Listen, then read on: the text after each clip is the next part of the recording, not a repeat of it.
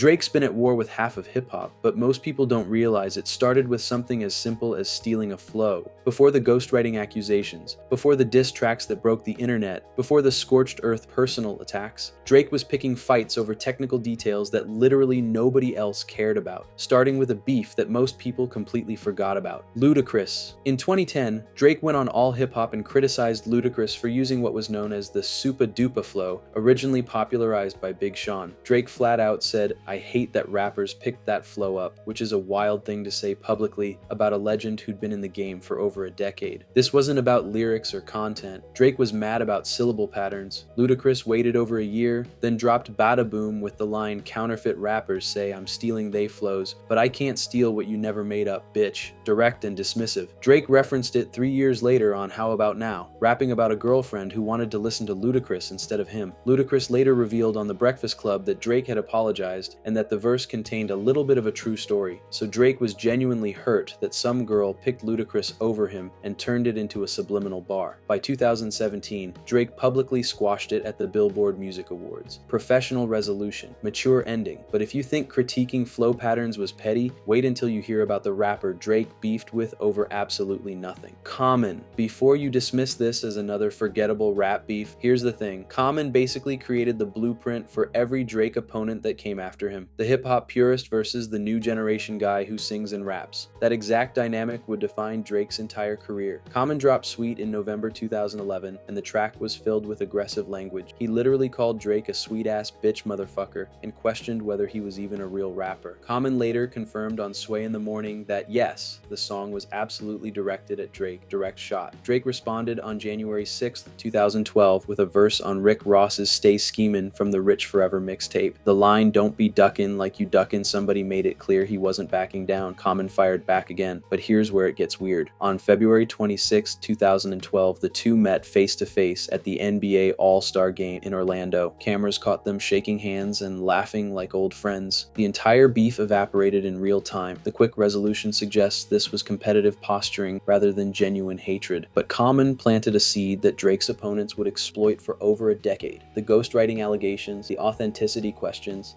the idea that Drake wasn't a real rapper. Every single person who came after Common would recycle some version of that exact argument. At least Common handled it like an adult and moved on. The next guy on this list took things way past words. Chris Brown. Drake's only major physical fight over a woman, rather than rap credibility, happened at a New York nightclub on June 14, 2012, and it was messy. Here's what went down. Chris Brown sent a bottle over to Drake's table, which Drake apparently did not appreciate. The two got into a heated argument about Rihanna, Brown's ex-girlfriend, and Drake's one-time romantic interest. Drake allegedly punched Brown in the face and struck him across the chin with a bottle. Brown left the club with a bloody chin. No arrests were made because everyone had cleared out before police arrived. But here's where it gets interesting. Meek Mill was reportedly present with Drake's entourage that night and may have instigated or escalated the whole thing.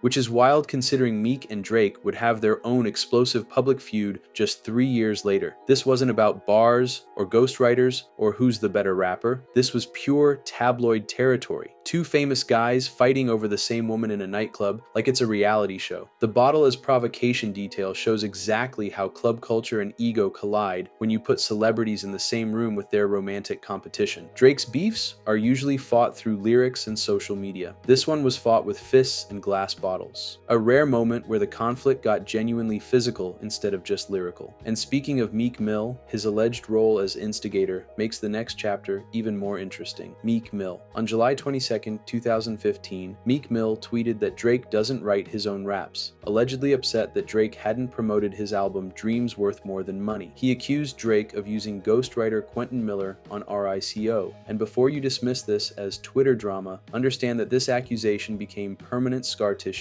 on Drake's legacy, regardless of what happened next. Drake's response was surgical. Within days, he dropped Charged Up, a warning shot. Then on July 29, 2015, he released Back to Back, which became one of the most celebrated diss tracks in hip-hop history. Drake weaponized wit, sports metaphors, and perfect timing. He referenced the Toronto Blue Jays' back-to-back World Series wins in 1992 and 1993, contrasting them with the Philadelphia Phillies, Meek's hometown team, who lost in 1993. The message was clear. Drake wins twice, while Philly Takes the L Meek responded with Wanna Know, but Twitter fingers don't translate to effective diss tracks. The response was widely critiqued as weak and rushed. Meek started a war he couldn't finish. Back to Back established the blueprint for Drake's beef strategy. Stay composed, use clever wordplay, and let your opponent self-destruct. But the ghostwriting allegations stuck. Even though Drake won decisively, the questions about Quentin Miller never fully disappeared. Meek planted a seed that Drake's future enemies would water for years. In September 2018, Drake brought Meek on stage in Boston. They released Going Bad that December. The beef was over, but at least Meek eventually made peace with Drake, unlike the podcaster who couldn't let it go, Joe Budden. Joe Budden is either the most principled critic in hip-hop or the saltiest podcast host alive, and I can prove it. In 2009, Drake appeared on Joe Budden Tube Chat and said he was honored to be around Budden because he used to listen to him. Sweet moment. Fast forward to May 2016, and Budden tears Drake's Views album apart on his podcast,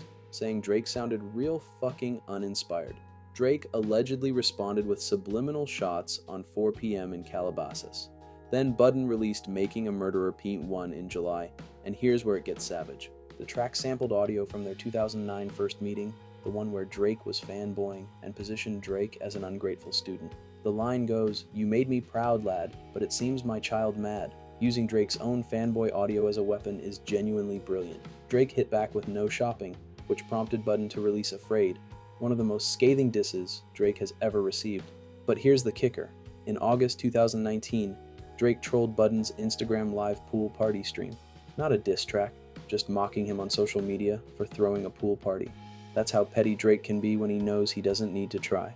In October 2023, Budden criticized For All the Dogs, leading Drake to leave a lengthy comment defending himself on DJ Academic's post. This represents the podcast-era evolution of hip-hop beef. No more waiting months for a response track. Just fire off criticism on your show, get a response in the comment section, but if you think Joe Budden's criticism cut deep, wait until you hear about the man who literally exposed Drake's secret child to the entire world. Pusha T didn't just win a beef with Drake, he ended it so brutally that Drake himself admitted defeat, which Drake had never done before in his career, and hasn't done since. The tension goes back to the early 2000s when Pusha was in Clips, but the public war escalated in 2018. On May 25th, Pusha dropped Infrared off his album Daytona with one specific bar. It was written like Nas, but it came from Quentin, a direct shot at Drake's ghostwriter Quentin Miller. The same allegations Meek Mill raised 3 years earlier, now weaponized by someone far more dangerous. Drake responded the same day with Duppy Freestyle. Solid track, strong bars. Drake probably felt confident. 4 days later, Pusha T released The Story of Adidon. The track revealed Drake had fathered a child named Adonis with French model Sophie Brousseau, a child Drake had been hiding from the public. The song didn't just attack Drake's artistry, it exposed his private life in a way no diss track had done before. Drake confirmed the child's existence a month later on Scorpion, but never released a response. In 2019, he conceded he lost. Here's why this one hit differently. Every other Drake beef was about rapping ability or chart success. Fair game. But Pusha crossed into family territory. He said Drake was hiding his own son, and Drake couldn't respond without making it worse. Denying it would have been a lie. Attacking back would have drawn more attention to Adonis. So he took the L. The Story of Adidon is widely considered one of the most devastating diss tracks in modern hip-hop history because it fundamentally changed the rules. It proved that in a beef, nothing is off limits. Not your family, not your kids, not the life you're trying to keep private. Drake's enemies took notes, and one of those enemies happened to be the man who produced Daytona and allegedly fed Pusha the information in the first place, Kanye West. Drake and Kanye's relationship was always complicated because Kanye wasn't just a peer, he was a mentor. In 2010, Kanye produced Find Your Love for Drake's debut album Thank Me Later, which should have locked in a permanent alliance. But by 2013, the competitive tension was building. Drake was establishing himself as a commercial force, and the dynamic between mentor and protege was shifting. Until March 2018, when Drake flew to Wyoming to work on new music with Kanye. The session was supposed to repair things. Instead, it became the catalyst for complete destruction. On April 27, 2018, Kanye released Lift Yourself, a troll track with meaningless nonsense lyrics over a beautiful soul sample. Here's the problem. Kanye had previously offered that exact beat to Drake. Drake wanted it. Kanye knew Drake wanted it. And then Kanye took it back and turned it into a joke, specifically to mock him. That's not competition, that's psychological warfare. Nearly a month later, Drake released Duppy Freestyle, going after both Kanye and Pusha T. But the real betrayal came next. Kanye allegedly told Pusha T about Drake's secret son Adonis, the information that would become the foundation of the story of Adidon. Kanye later denied it, but Drake believed it. And whether it's true or not, the fact that Drake believed it means the trust was already gone. In September 2018, Kanye publicly apologized for the Lift Yourself situation, but the damage was done. Drake went on LeBron James's HBO series The Shop and detailed exactly how Kanye had betrayed him, which is something Drake rarely does. He doesn't air grievances publicly unless the wound is deep. The problem with Kanye as an enemy is that you can't predict him. Traditional beef has rules. Kanye operates outside that framework entirely, which makes resolution impossible. You can't negotiate with chaos, and if you think betrayal from a mentor is bad, wait until you hear about the producers who turned an entire genre against him. Metro Boomin and Future. Drake and Future should have been brothers for life. They started working together in 2011 when Drake hopped on Future's Tony Montana remix, which was a massive breakthrough for Future. But Drake didn't show up to the music video. Future called it a slap in the face. Then in 2013, Future claimed he inspired the hook for Started from the Bottom, and Drake sent him a bottle as thanks. Future's response: I need publishing rights. Drake sent a bottle. Future wanted money. They made What a Time to Be Alive in 2015, which should have cemented the friendship. But by October 2023, Drake's album For All the Dogs had lines like, I could really go 5 hours in the stadium. What happened to that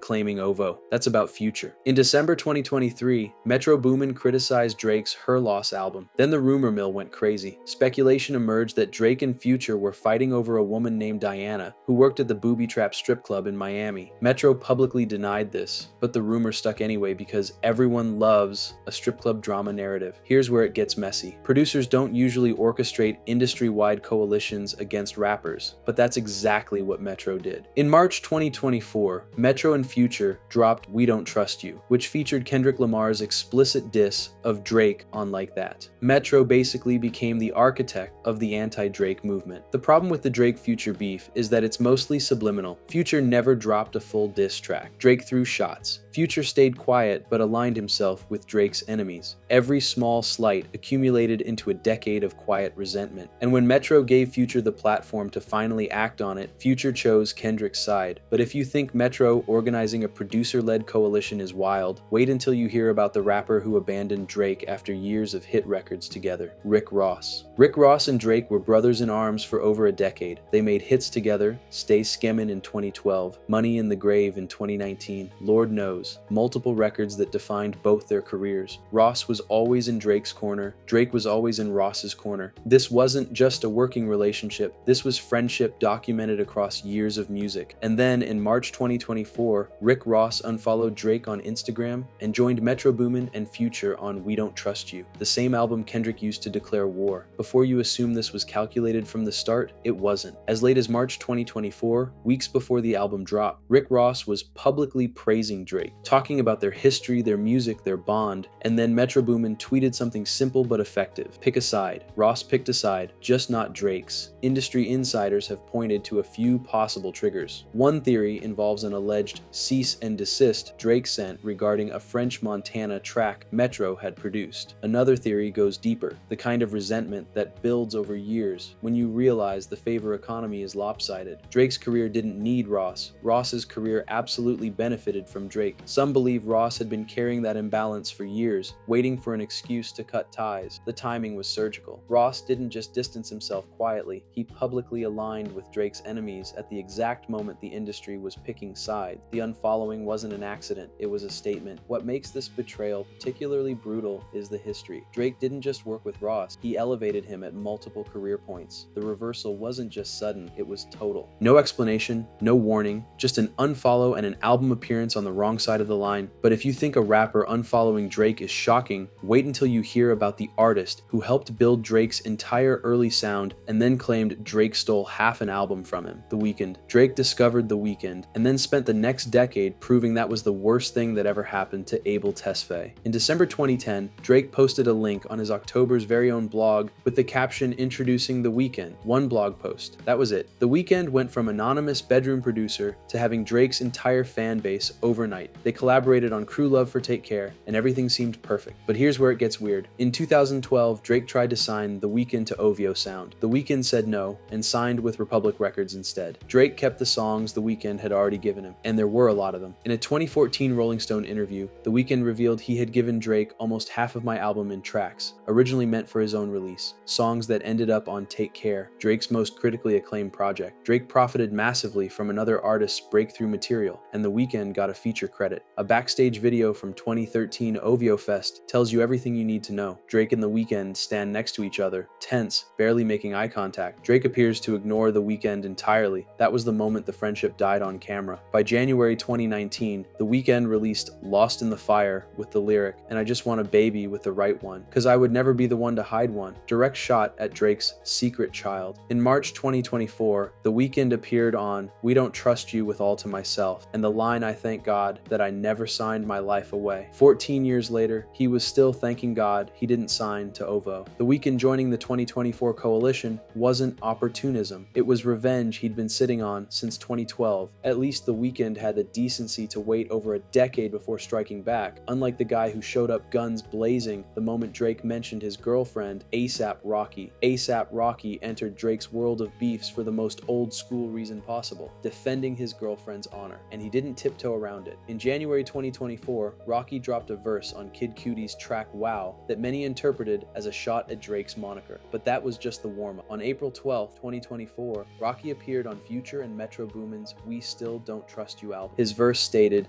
"Gas and they feelings over women, what, hurt or something. I smashed before you birthed, son. Flacco hit it first, son." Here's the thing, Rocky wasn't randomly picking a fight. He was responding to Drake's alleged references to Rihanna on the For All the Dogs album. Rocky was dating Rihanna, and he wasn't about to let Drake take shots at her without consequences. The diss was personal, direct, and unapologetic, but Rocky went further. That line about "I smashed before you birthed, son" wasn't about Rihanna. It was about Sophie Brousseau, Drake's child's mother. Rocky was claiming he'd been romantically involved with Sophie before Drake had even gotten with her. That's claiming involvement with both women in Drake's romantic history in the same verse. Rocky closed the track by declaring, "Fuck keeping this shit hip-hop," signaling he was willing to escalate beyond artistic competition into genuine personal territory. When asked about the diss on August 22nd, 24, Rocky stated, "You gotta realize, certain ungas were throwing shots for years. I ain't in the middle of that same." According to Rocky, Drake had been subliminal firing for years, and this was accumulated grievance finally expressed, not spontaneous aggression. But if you think defending your girlfriend's honor is bold, wait until you hear about the rapper who declared war on Drake and won so decisively that 700 million people streamed his victory lap. Kendrick Lamar. Kendrick Lamar is the only person to ever truly beat Drake in a rap beef, not damage him, beat him, and I can prove it. On August 14th, 2013, Kendrick hopped on Big Sean's Control and called out Drake by name. Drake responded with the language, saying Kendrick's music was not that inspiring. At the 2013 BET Hip Hop Awards cypher, Kendrick fired back with "Nothing's been the same since they dropped Control and tucked a sensitive rapper back in his pajama clothes." Then nothing for a decade, until March 2024, Kendrick jumped on Metro Boomin and Futures Like That and said, "Motherfuck the big three, NNA, it's just Big Me." Drake released Push-Ups and tailor-made Freestyle on April 19th. Kendrick responded with Euphoria on April 30th, a 6-minute dissection of Drake's entire persona. Drake countered with Family Matters on May 3rd. 20 minutes later, Kendrick released Meet the Grams, directly addressing Drake's parents, his son, and an alleged hidden daughter. The strategic timing destroyed Drake's momentum completely. Then on May 4th, 2024, Kendrick released Not Like Us. The song has over 700 million Spotify streams, making it the most streamed diss track in platform history. The line, "Why you trolling like a bitch? Ain't you tired? Trying to strike a chord?" and it's probably A minor became the most devastating bar ever directed at Drake, a pedophilia allegation the entire world repeated. Drake released The Heart Part 6 on May 5th, attempting damage control, but it was too late. Here's why this is different. Kendrick beat Drake on every metric that matters. He out-rapped him, he out-strategized him, he turned Drake's own fan base against him. Metro Boomin, Future, Rick Ross, The Weeknd, A$AP Rocky, all lined up behind Kendrick in an unprecedented coalition. This wasn't just a beef, it was a referendum on Drake's entire career, and the verdict was guilty. Drake's career will continue. He'll sell millions. But Kendrick proved that when it comes to pure competitive rap, Drake can be beaten. And once that's proven, it can never be taken back. If you enjoyed this video and want to see more, click the video on the screen now.